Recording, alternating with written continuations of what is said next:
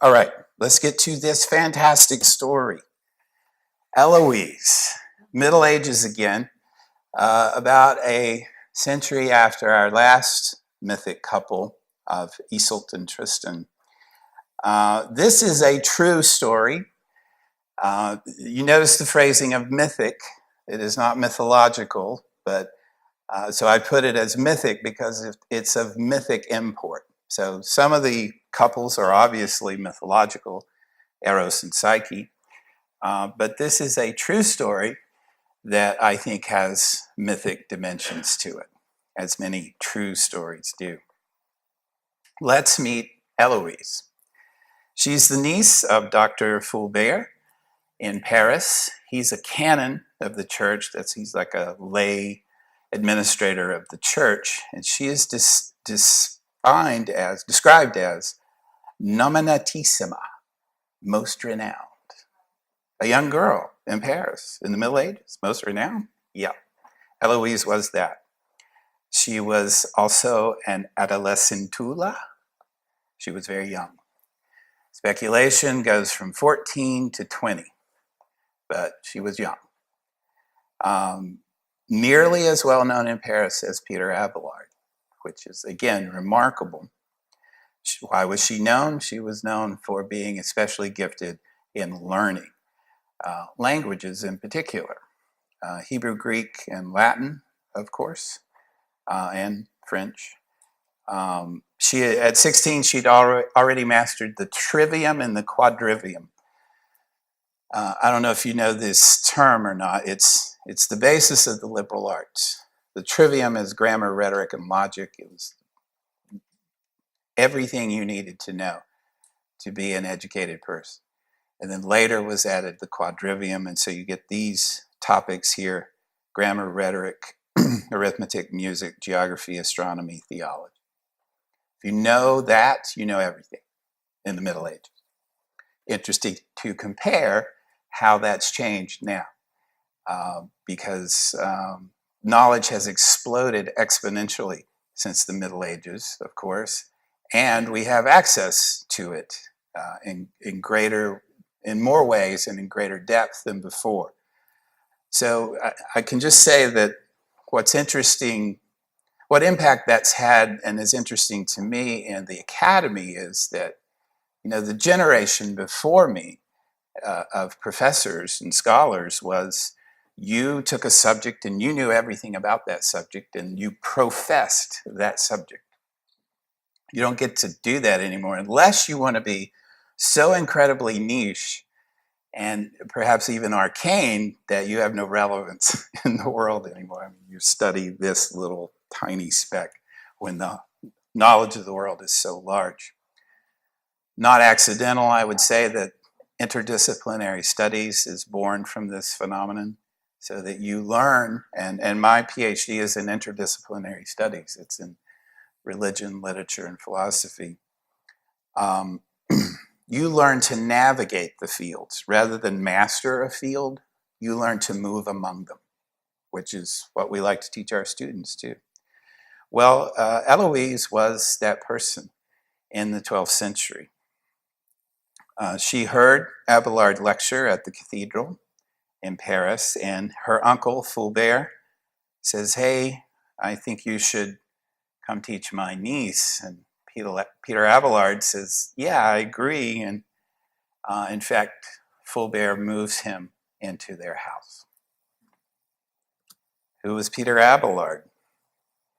He's the author of Sic et Non, Yes and No. He was a logician, and so this text, Sic et Non, is 158 philosophical and theological questions that are debated through dialectic. So dialectic is actually pretty complex, but basically it's a dialogue designed to get at the truth. Plato uses it, Socrates uses it through Plato. So we have the dialogues, but it gets refined in the Middle Ages into a kind of scholasticism and highly precise way of thinking logically and reaching truth. He has an argument with his teacher, William of Champeaux, In fact, he has arguments with his colleagues throughout his life. Peter Abelard is kind of a jerk. He's also brilliant. According to him, he's beautiful. But he's hard to get along with. We know most of what we know about Abelard from his Historia Calamitatum, his autobiography, if you will, a history of my calamities. I want that to be my autobiography, a history of my calamities. So, what you're going to hear tonight is mostly that text, but also some of the letters they shared. So let me tell you this wonderful, amazing story. I want to introduce the text to you as much as I can because it is beautiful, gorgeous, passionate, profound writing. So if you don't mind, I'm going to read to you some tonight. So from the Historia, this is Peter Abelard. So he writes this. This is not part of the letters. This is a separate autobiography. I think he's kind of modeling it on Augustine's Confessions, which is from the 5th century, 4th century. But Augustine is a great Christian writer, great philosopher, city of God, but also known for his very raw and passionate confessions. He says, "Now there dwelt in that same city of Paris a certain young girl named Heloise." Again, this is his autobiography, so he's just talking about himself. "The niece of a canon who was called Fulbert. Her uncle's love for her was equaled only by his desire that she should have the best education which he could possibly procure for her. Of no mean beauty, she excelled in beauty, she stood out above all by reason of her abundant knowledge of letters. Now this virtue is rare among women, and for that very reason, it doubly graced the maiden. She was smart and beautiful, and made her the most worthy of renown in the entire kingdom. It was this young girl whom I, after carefully considering all those qualities which are wont to attract lovers, determined to unite with myself in the bonds of love. And indeed, the thing seemed to me very easy to be done. So distinguished was my name, and I possessed such advantages of youth and comeliness." It's autobiography, this is him writing. "That no matter what woman I might favor with my love, I dreaded the rejection of none." So humility, one of his great Christian virtues. "Then too, I believed that I could win the maiden's consent all the more easily by reason of her knowledge of letters and her zeal thereof. So even if we were parted, we might yet be together in thought with the aid of written messages." Now that's a little foreshadowing. Of course, this was written after the event, so he's setting up the reader for that. And in fact, that's what we know of them primarily, is their letters. "Perchance, too, we might be able to write more boldly than we could speak, and thus at all times we could live in joyous intimacy." Intimacy it was, joyous not always. "Thus, utterly aflame with my passion for this maiden, I sought to discover means whereby I might have daily and familiar speech with her, thereby the more easily to win her consent. For this purpose, I persuaded the girl's uncle with the aid of some of his friends to take me into his household. For he dwelt hard by my school, near my school, in return for the payment of a small sum. My pretext for this was that the care of my own household was a serious handicap to my studies." This is going to come back again and again, that Abelard is such a brilliant mind that he can't be bothered to take care of things like housework and other things that you'll hear about. It was a serious handicap, and it burdened me with an expense far greater than I could afford. Now, Fulbert was a man keen in avarice, and likewise he was most desirous for his niece that her study of letters should ever go forward. So for these two reasons, I easily won his consent to the fulfillment of my wish, for he was fairly agape for my money, and at the same time believed that his niece would vastly benefit from my teaching. More even than this, by his own earnest entreaties, he fell in with my desires beyond anything I had dared to hope, opening the way for my love. For he entrusted her wholly to my guidance, begging me to give her instruction whensoever I might be free from the duties of my school, no matter whether it was day or night, and to punish her sternly if I should ever find her negligent of her tasks. In all this, the man's simplicity was nothing short of astounding to me. I should not have been more smitten with wonder if he had entrusted a tender lamb to the care of a ravenous wolf. I know, right? It's already good.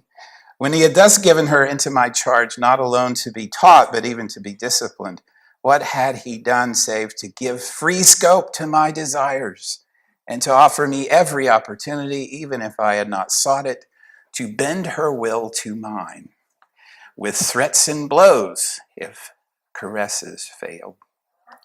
I know. Middle Ages. There were, however, two things which particularly served to allay any foul suspicion: his own love for his niece and my former reputation for continence, for sober behavior, for moral behavior. Abelard continues. Why should I say more? We were first united in the dwelling that sheltered our love, and then in the hearts that burned within it. Under the pretext of study, we spent our hours in the happiness of love, and learning held out to us the secret opportunities that our passions craved. Our speech was more of love than of books, which lay open before us. Our kisses far outnumbered our reasoned words. Our hands sought less the book than each other's bosoms. Love drew our eyes together far more than the lesson drew them to the pages of our text. In order that there might be no suspicion, there were indeed sometimes blows, but love gave them, not anger. There were the marks, not of wrath, but of tenderness surpassing the most fragrant balm in sweetness. What followed? No degree in love's progress was left untried by our passion. And if love itself could imagine any wonder as yet unknown, we discovered it. And our inexperience of such delights made us all the more ardent in our pursuit of them, so that our thirst for one another was still unquenched. In measure, Abelard continues, as this passionate rapture absorbed me more and more, I devoted ever less time to philosophy and to the work of the school. Indeed, it became loathsome for me to go to school or to linger there. The labor, moreover, was very burdensome, since my nights were vigils of love and my days were of study. My lecturing became utterly careless and lukewarm. I did nothing because of inspiration, but everything merely as a matter of habit. I had become nothing more than a reciter of my former discoveries.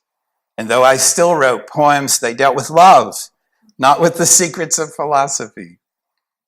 Of these songs, you yourself well know how some have become widely known, and have been sung in many lands, chiefly, methinks, by those who delighted in the things of this world.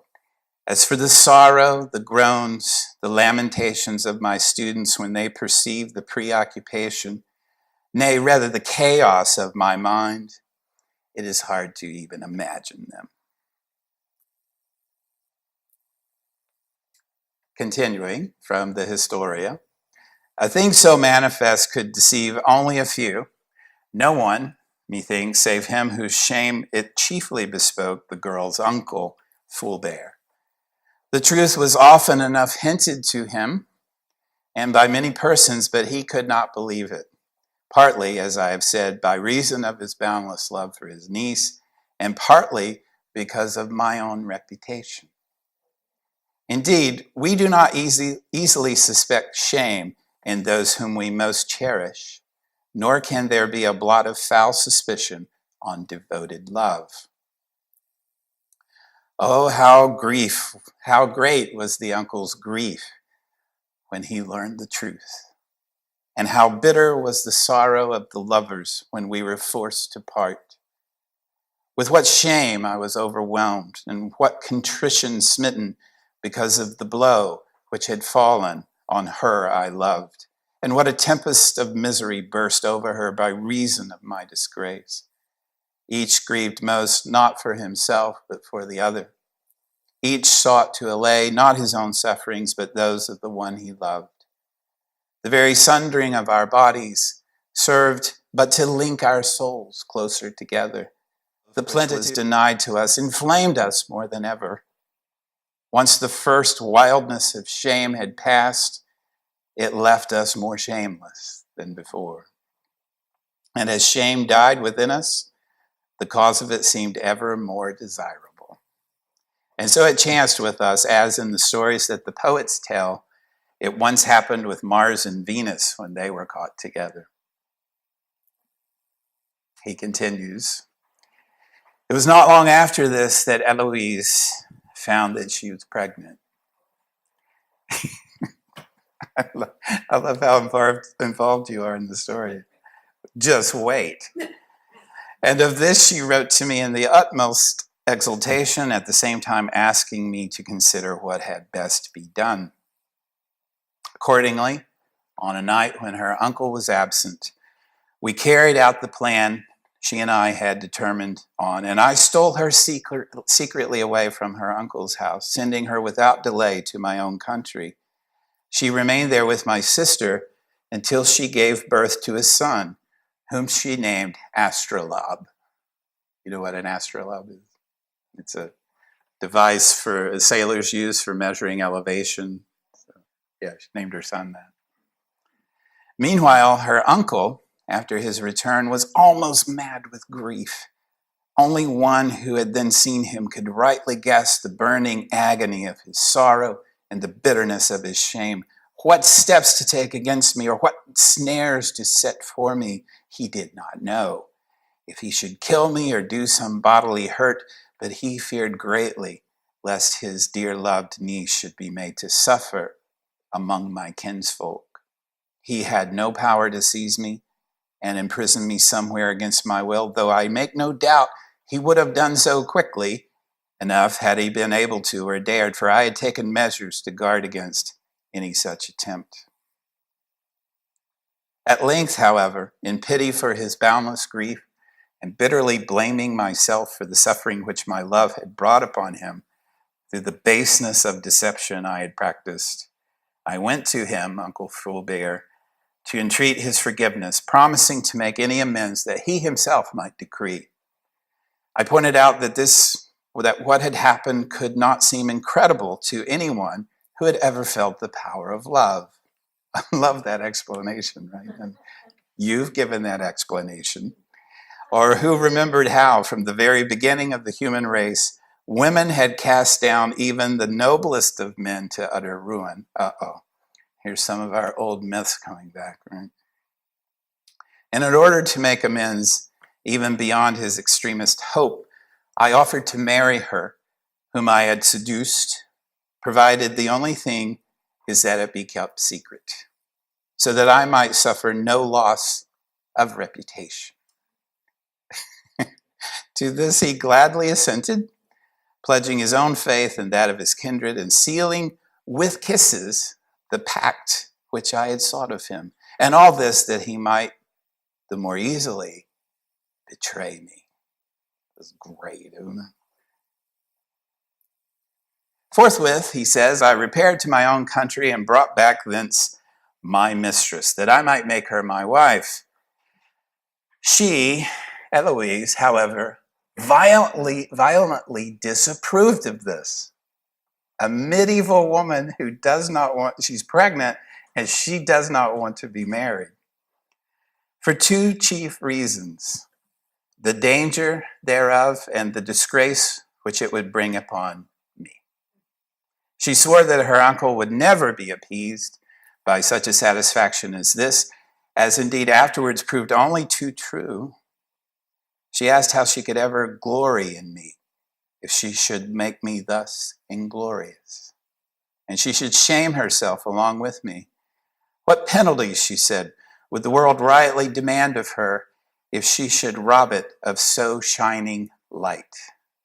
Him, if she should rob the world of his shining light.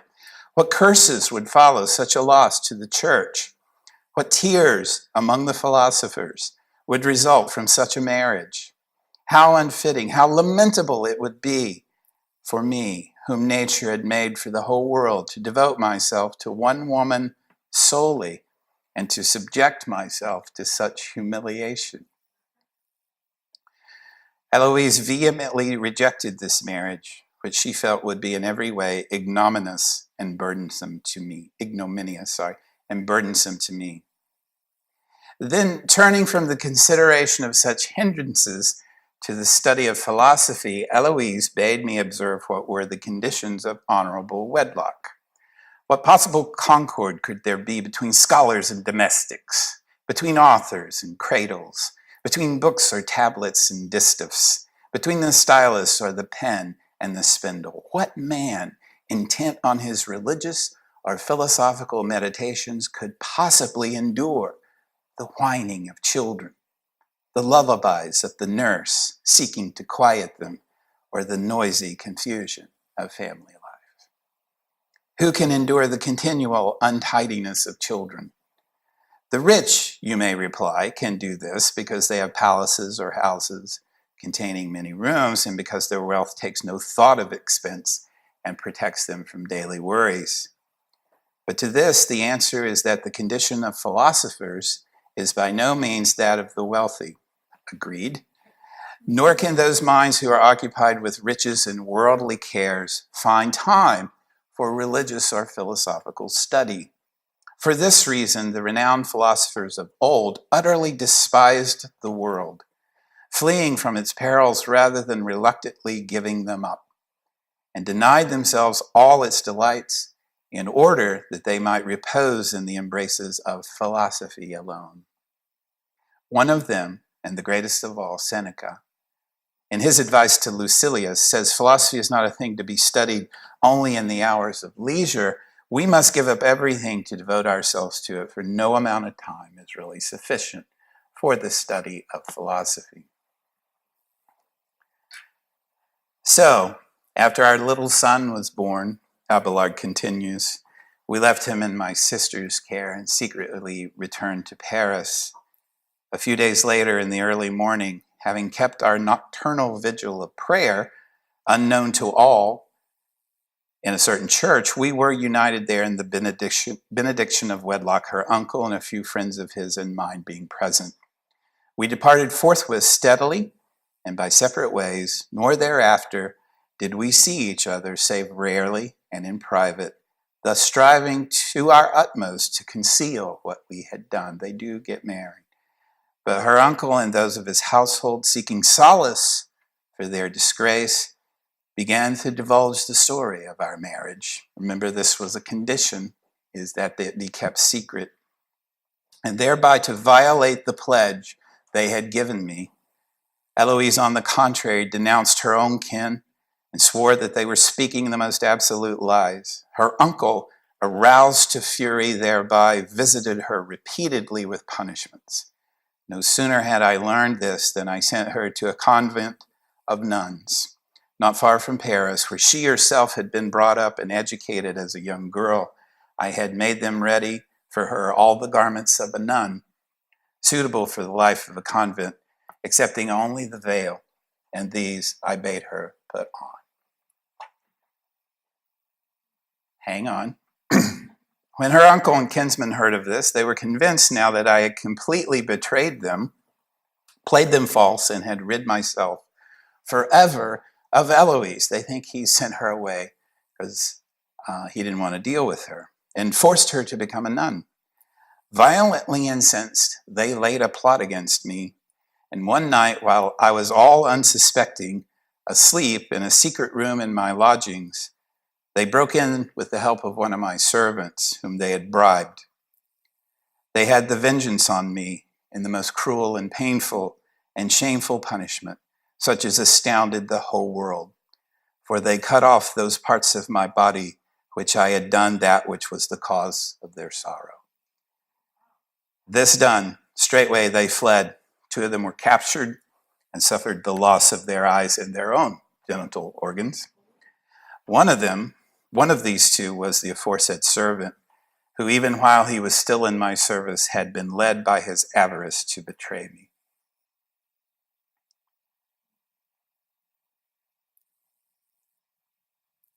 I must confess in my misery that it is the overwhelming sense of my disgrace, Abelard says, rather than any ardor for conversion to the religious life, that drove me to seek the seclusion of the monastic cloister. So now Abelard goes to a monastery.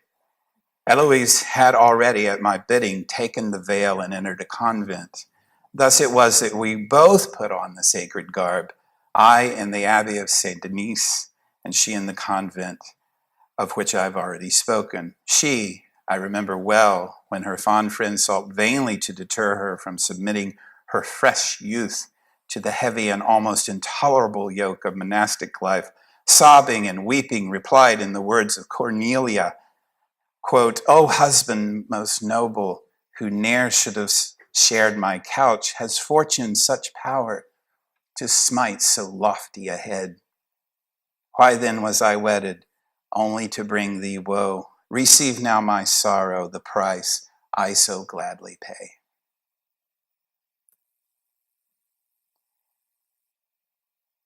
Continuing, the abbey, however, to which I had betaken myself was utterly worldly and in its life quite scandalous. In fact, the monks there attempt to kill him several times. The abbot himself was as far below his fellows in his way of living and in the foulness of his reputation as he was above them in priestly rank. This intolerable state of things, by the way, let me make a comment here, if I may. When you integrate, when you make the sacred part of the everyday, when you make monastic life something that you're just expected to do, then that's what happens. I remember having a bunch of Buddhist monks at my school in Alabama when I taught there. I'd met them on the road, 16 Buddhist monks, and they were amazing, I think, because most of them didn't speak English. We couldn't communicate, but a few of them could. And so I brought them to my school, and we had a computer lab, and I said, just whatever you want to do. And I go and look, and they're all looking at porn. Again, if you wed this to culture, then it becomes culture. It's no longer sacred, right? Plus, that was just expected for these monks, that they would go to a monastery when they were 17 or 18, right? Anyway, this intolerable state of things, says Abelard, I often and vehemently denounced, sometimes in private talk and sometimes publicly, but the only result was that I made myself detested by them all. I can see that. I can see detesting Peter Abelard. They gladly laid hold of the daily eagerness of my students to hear me as an excuse whereby they might get rid of me. And finally, at the insistent urging of the students themselves and with the hearty consent of the abbot and the rest of the brotherhood, I departed thence to a hut, there to teach in my wonted way. To this place, such a throng of students flocked that the neighborhood could not afford to shelter them, nor the earth sufficient sustenance. All right, so he was a popular teacher. Here, as befitted my profession, I devoted myself chiefly to lectures on theology. Now, this is theology now. He's gone from logic, from dialectic to theology. But I did not wholly abandon the teaching of the secular arts, to which I was more accustomed, and which was particularly demanded of me. I used theology, however, as a hook, luring my students by the bait of learning to the study of true philosophy, even as the ecclesiastical history tells us of Origen, the greatest of all the Christian philosophers. Since apparently the Lord had gifted me with no less persuasiveness in expounding the scriptures and lecturing on secular subjects, the number of my students in these two courses began to increase greatly, and the attendance at all the other schools was correspondingly diminished. Thus I aroused the envy and hatred of other teachers. Those who sought to belittle me in every possible advantage of my absence to bring two principal charges against me. First, that it was contrary to the monastic profession to be concerned with the study of secular books. And second, that I had presumed to teach theology without ever been taught in theology myself. This they did in order that my teaching of every kind might be prohibited, and to this end they continually stirred up bishops, archbishops, abbots, and whatever other dignitaries of the church they could reach. So he writes this book called On the Divine Unity and Trinity, a theological text. Does not go well. Now, a great many people saw and read this book, and it became exceedingly popular, and its clearness appealing, particularly to all who sought information on this subject. And since the questions involved are generally considered the most difficult of all, it's about the Trinity, of course, their complexity is taken as a measure of the subtlety of him who succeeds in answering them. And I answered them, he's saying. As a result, my rivals became furiously angry and summoned a council to take action against me, the chief instigators therein being my two intriguing enemies of former days. These two, our erstwhile teachers, were greedy to reign in those who had died, and so to speak, succeed them as heirs. And while they were directing the school, they managed by repeated hints to stir up their archbishop against me for the purpose of holding a meeting, or rather a council, an ecclesiastical council, and you can see where this is going. They denounced the book, call it heretical. This is Abelard reporting on that. Straightway upon my summons, I went to the council, and there, without further examination or debate, did they compel me with my own hand to cast that memorable book of mine on the divine unity into the flames. He has to burn his own book. Although my enemies appeared to have nothing to say while the book was burning, one of them muttered something about having seen it written therein that God the Father was alone omnipotent. This reached the ears of the legate. Anyway, lots of murmuring, even as the book is burning. He's expelled again to the wilderness. And I'm going to skip some of this. He creates the Paraclete Hermitage, and eventually Heloise and her sisters in their convent are expelled, and he gives them refuge there. In fact, she becomes the abbess of the Paraclete Hermitage, which is pretty cool. All right. Now, that was the Historia. Here are the letters, some of the most beautiful pieces of writing in the English. In English, it was originally in French, of course. And again, if you'll permit me, I'm just going to let you hear the text because it's absolutely beautiful. What happens at first is that they're apart, they're not communicating, and Abelard is writing to his friend Philintus, and it gets to Heloise somehow. It appears to be by accident that she comes across this letter that Philintus is traveling by or something, or maybe not even Philintus, but one of his friends, and she comes across her lover, Peter Abelard's letter to a friend. Here's what she says in her first letter to Abelard. A consolatory letter of yours to a friend happened some days since to fall into my hands.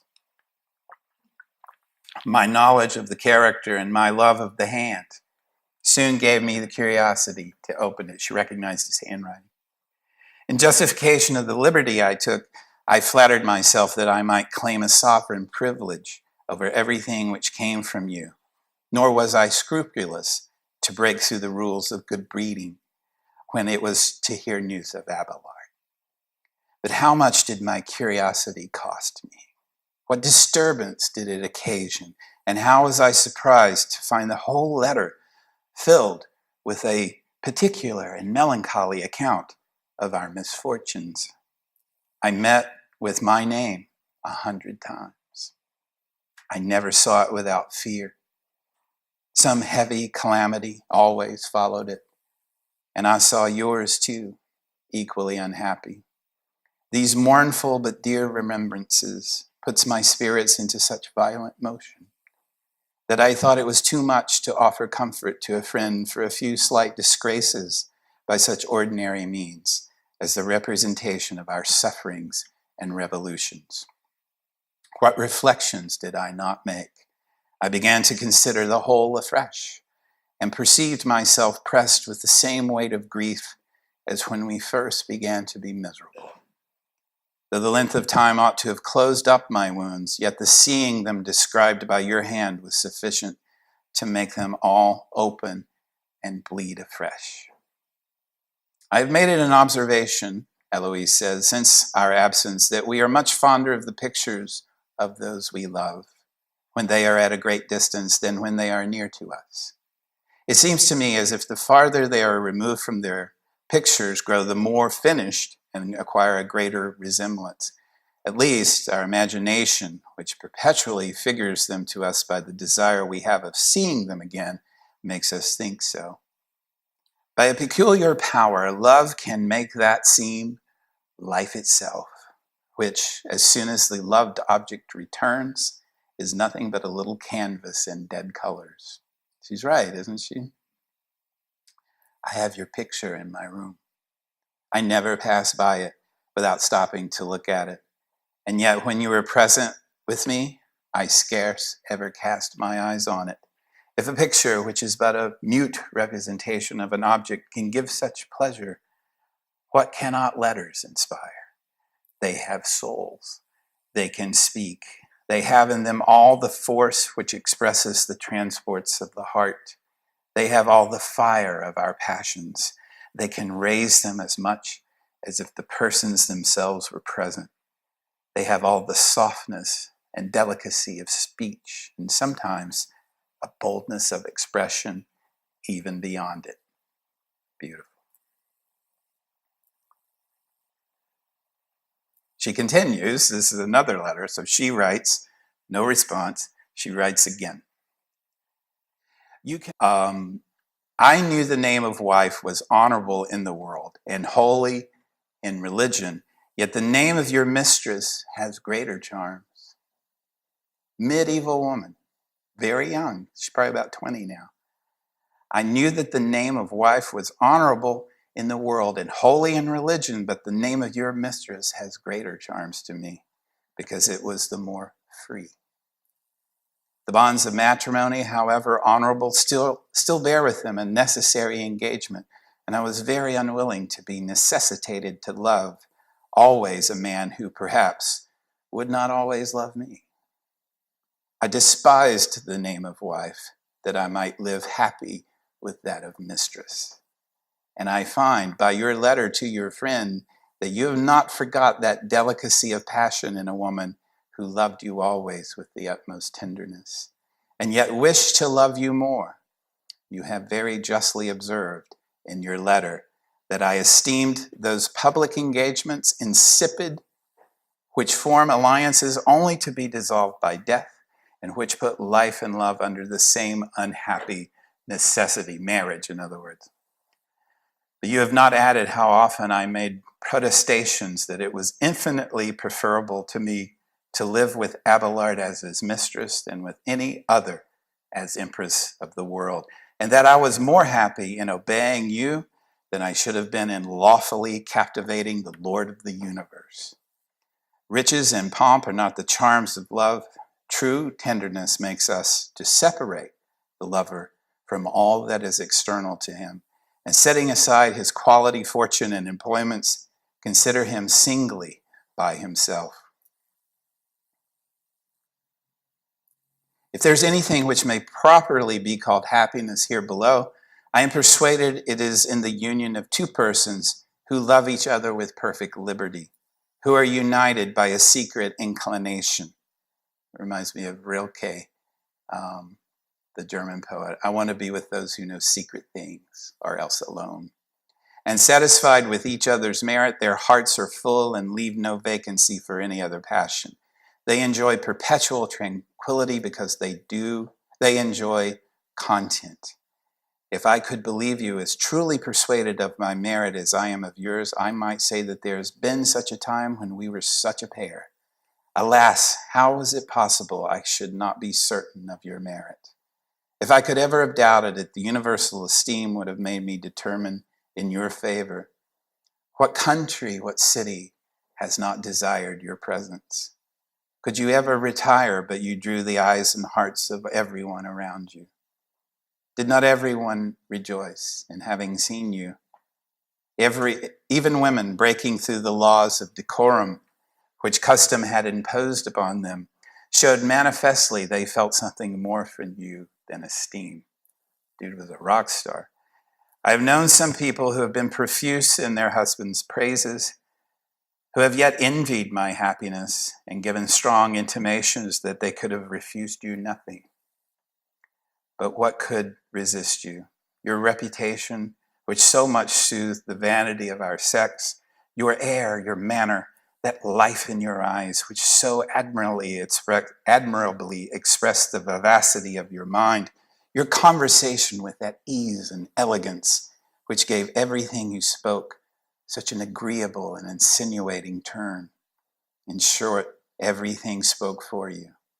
Very different from some mere scholars, who, with all their learning, have not the capacity to keep up an ordinary conversation, and with all their wit cannot win the affection of women who have much less a share in themselves.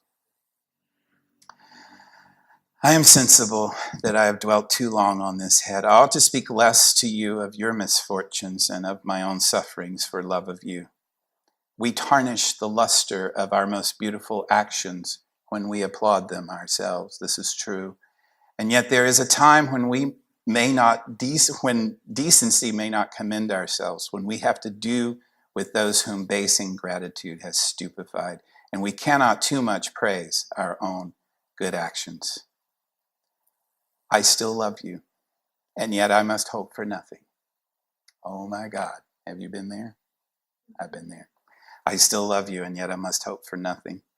I've renounced life and I've stripped myself of everything, but I find I neither have nor can renounce my Abelard.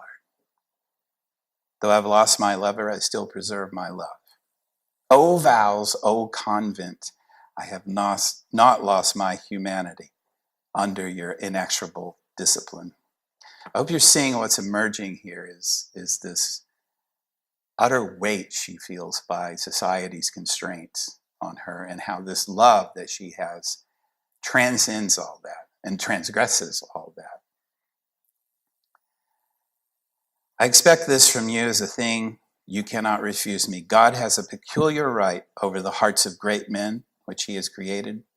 When he pleases to touch them, he ravishes them and lets them not speak nor breathe, but for his glory. Till that moment of grace arrives, think of me.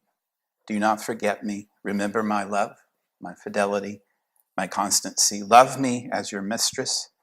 Cherish me as your child, your sister, your wife. Consider that I still love you, and yet strive to avoid loving you. What a word, what a design is this. I shake with horror, and my heart revolts against what I say.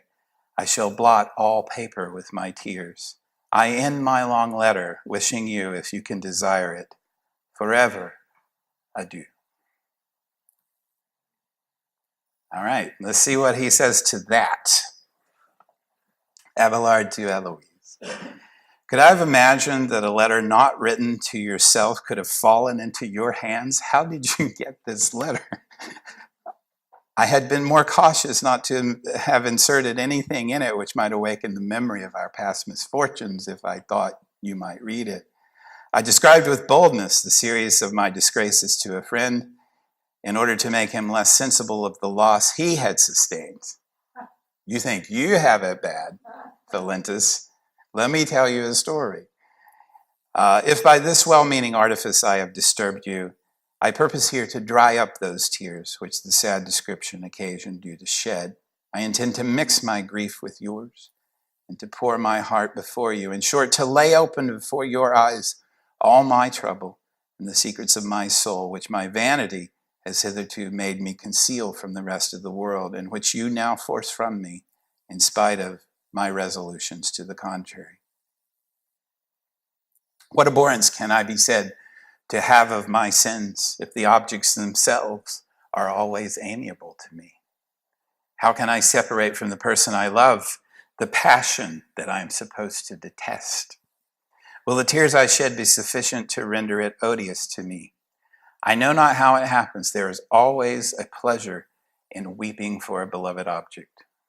It's difficult in our sorrow to distinguish penitence from love.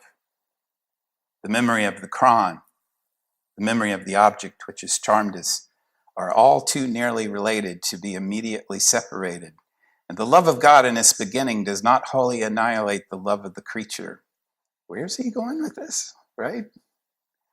But what excuses could I not find in you if the crime were excusable? If the crime were excusable. Unprofitable honor, troublesome riches could never tempt me, but those charms, that beauty, that air, which I behold at this instant, have occasioned my fall. Your looks were the beginning of my guilt. Your eyes, your discourse pierced my heart, and in spite of that ambition and glory which filled it, and offered to make defense, love soon made itself master. God, in order to punish me, forsook me. His providence permitted those consequences which have since happened. You are no longer of the world. You have renounced it. I am a religious, devoted to solitude. Shall we make no advantage of our condition? Would you destroy my piety in its infant state? Would you have me forsake the convent into which I am but newly entered? Must I renounce my vows? I've made them in the presence of God. Deliver yourself, Heloise. All right, so now it's turned, right? Deliver yourself, Heloise, from the shameful remains of a passion which has taken too deep a root. Remember that the least thought for any other than God is adultery. If you could see me here with my meager face and melancholy air, surrounded with numbers of persecuting monks who are alarmed at my reputation for learning and offended at my lean visage, as if I threatened them with a reformation, what would you say of my base size, of those unprofitable tears which deceive these credulous men? Alas, I am humbled under love and not under the cross. Pity me and free yourself. If your vocation be, as you say, my work, deprive me not of the merit of it by your continual inquietudes. Tell me that you will honor the habit which covers you by an inward requirement, the habit of the nunnery. Fear God, that you may be delivered from your frailties. Love him if you would advance in virtue. Be not uneasy in the cloister, for it is the dwelling of the saints. Embrace your bands. They are the chains of Jesus Christ. He will lighten them and bear them with you if you bear them with humility. If I die here, Heloise, I will give orders that my body be carried to the house of the Paraclete, where she is, the Hermitage. You shall see me in that condition, dead. I will not to demand tears from you. It will then be too late. Weep rather for me now, to extinguish that fire that burns in me. You shall see me to strengthen your piety by the horror of this carcass. And my death, then more eloquent than I can be, will tell you what you love when you love a man. I hope you'll be contented when you have finished this mortal life to be buried near me. Your cold ashes need then fear nothing, and my tomb will, by that means be more rich and more renowned. Ouch. The return letter. I received the letter from you with abundance of impatience. In spite of all my misfortunes, I hope to find nothing in it besides the arguments of comfort. But how ingenious are lovers in tormenting themselves. Judge of the exquisite sensibility and force of my love by that which causes the grief of my soul. I was disturbed by your letter. Why did you place the name of Heloise before that of Abelard? What means this most cruel and unjust distinction? 'Twas your name only, the name of a father, of a husband, which my eager eyes sought for. I did not look for my own, which I much rather, if possible, forget, because it is the cause of your misfortune. The rules of decorum and the character of master and director, which you have over me, oppose that ceremonious manner of addressing me, and love commanded you to banish it. Alas, you know this all too well. Did you write thus to me before fortune had ruined my happiness? I see that your heart has deserted me, and you have made greater advances in the way of devotion than I could wish. Alas, I am too weak to follow you. Condescend at least to stay for me and animate me with your advice. Will you have the cruelty to abandon me? The fear of this stabs my heart, but the fearful presages you make that at the latter end of the letter, those terrible images of you draw of your death, quite distracts me. Cruel Abelard, you ought to have stopped my tears, but you made them flow. You ought to have quieted the disorder of my heart, but you threw me into despair. You alone expiated the crime common to both of us. You alone were punished, though both of us were guilty. You who were at least so was the objects of the whole vengeance of a barbarous man. But why should I rave at your assassins? I, wretched I, have ruined you. I have been the original of all your misfortunes. Good heaven, why was I born to be the occasion of so tragical an accident? How dangerous it is for a great man to suffer himself to be moved by our sex. He ought from his infancy to be inured to insensibility of the heart and against all our charms. I ought to have foreseen other more certain evils, and to have considered that the idea of lost enjoyments would be trouble of my whole life. Again, another letter. Heloise falls ill. It's been a while. She recovers and writes to Abelard again, and I'm going to stop reading to you for a second. She confesses her infidelity to him. Her infidelity, she's in a convent, so her infidelity is her love of God, and says there will be no more murmurs. Let me read that passage to you. Let me see no more of your letters, Abelard. Such murmurs against fortune. You are not the only one she has persecuted, fortune, and you ought to forget her outrages. What a shame it is for a philosopher not to be comforted for an accident which might happen to any man. Govern yourself by my example.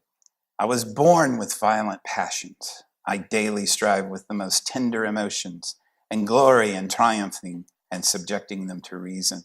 Must a weak mind fortify one that is so much superior? But where am I transported? Is this discourse directed to my dear Abelard, one that practices all the virtues he teaches? If you complain of fortune, it is not so much that you feel her strokes as that you cannot show your enemies how much to blame they were in attempting to hurt you. Leave them, Abelard, to exhaust their malice and continue to charm your auditors. Discover those treasures of learning that heaven seems to have reserved for you. Your enemies, struck with the splendor of your reasoning, will do you justice. How happy should I be could I see all the world as entirely persuaded of your probity as I am. Your learning is allowed by all the world. Your greatest enemies confess you are ignorant of nothing. Finally, Abelard to Heloise. Write no more to me, Heloise. Write no more to me. It is a time to end a commerce which makes our mortifications of no advantage to us. We retired from the world to sanctify ourselves. A conduit directly contrary to Christian morality, we became odious to Jesus Christ. Let us no more deceive ourselves. By flattering ourselves with the remembrance of our past pleasures, we will make our lives troublesome, and we will be incapable of relishing the sweets of solitude. Let's make a good use of our austerities and no longer preserve the ideas of our crimes among the severities of penitence. Let a mortification of body and mind, a strict fasting, a continual solitude, profound and holy meditations, and a sincere love of God succeed our former irregularities. Farewell, Heloise. This is the last advice of your dear Abelard. This is the last time. Let me persuade you to follow the holy rules of the gospel. Heaven grant that your heart, once so sensible of my love, may now yield to be directed by my zeal for God. May the idea of your loving Abelard, always present to your mind, be now changed into the image of Abelard the penitent. Abelard the truly penitent. And may you shed as many tears for your salvation as you have done during the course of our misfortunes. Ouch. Abelard was indeed excommunicated for his works. He worked it out through some friends he had so that he was not fully excommunicated. It wasn't carried through. He was buried at Saint Marcel, but secretly carried to Heloise, who died in 1164. She took care of his body as they predicted.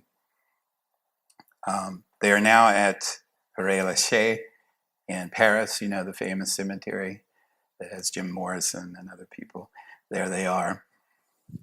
What are the modern meanings of this story? Well, I think we're about to find out when we hear your discussion. Here's what it means to me. Abelard is a modern hero. So this is not modernism yet, but it prefigures modernism, this 12th century story, in that here are two people, especially Abelard, who's going out on his own, who's breaking free from the church, who gets excommunicated by the church, who's always in trouble with the church, who's always in trouble with the establishment, whatever that establishment is, whether it is academe or the church. He breaks free from all that, and that is the definition of the modern hero, as a person who will not be constrained by society's limits. We'll hear this later in Walt Whitman. We'll hear it later, see it later in James Dean. We know this story. The hero who is heroic because he breaks these bounds. Heloise's modern heroine. You heard it. That is a voice of a woman that we have not heard since Ishtar, right? Remember Ishtar? Now, she of course turns everything against herself, but she has something to turn. She is not a blank slate. She is not an obedient vessel. She has a mind, and she speaks it, right? And she is, I would argue, more heroic than Abelard in this story.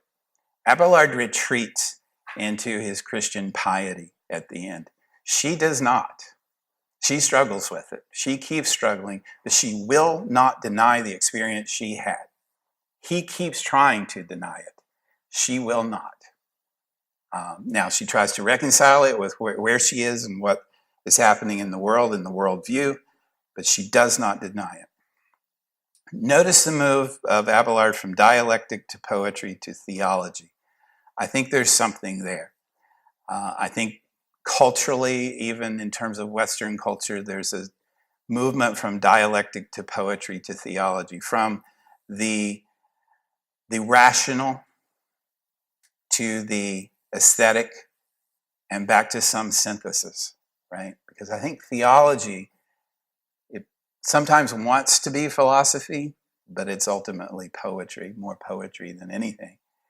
And in fact, when I have conversations with people like atheists who are like, you know, what, you teach religious studies, what's there to teach? And I say, well, it's actually a form of art.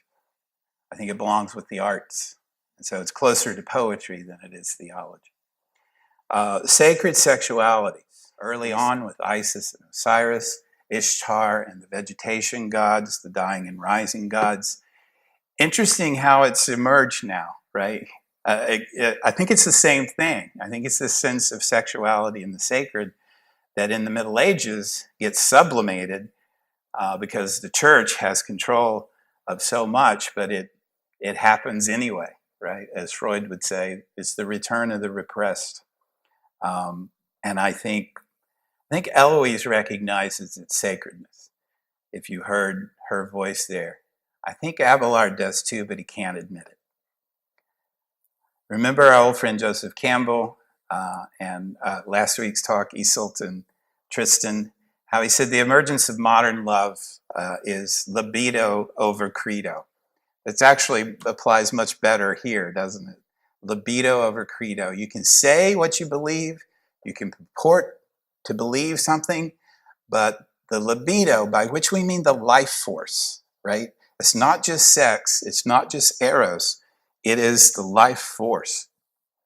Remember that Campbell called Western culture a death culture because it was so preoccupied with death. And not just death, but denying life. Denying the life of woman as a symbol and as a channel for the sacred, of serpents, of all these old archetypes that were vibrating with life in Western culture, and took those symbols and just drained them of all life. In fact, made them conveyors of death. I think that's what happens if you do that. The libido resurfaces and decimates your credos, no matter how hard you try to hang on to them. I love reading Abelard because I see him as a man hanging on to this flotsam in the ocean. He's trying to hold on to this old paradigm he's had, but the waves are just washing over him. Right? Heloise, not so much. She gets it. And then, of course, heresies. I think the modern meaning of this story, and I hope you could hear it in what I read to you, is that orthodoxy of any kind is going to be broken by life, however, whenever it occurs. I know that's been the case for me. Anytime I've tried to have a philosophy or a worldview or perspective, and it's okay, this is it, right? Okay, I've got it. This is it. Life comes through and just cracks it all open. Right? And so what's the lesson there? Is that life is life. It's energetic, it's dynamic, it's constantly moving. And anytime you try to stop it, it's going to fail. Modern meanings, Heloise and Abelard, I hope you enjoyed it. Thank you.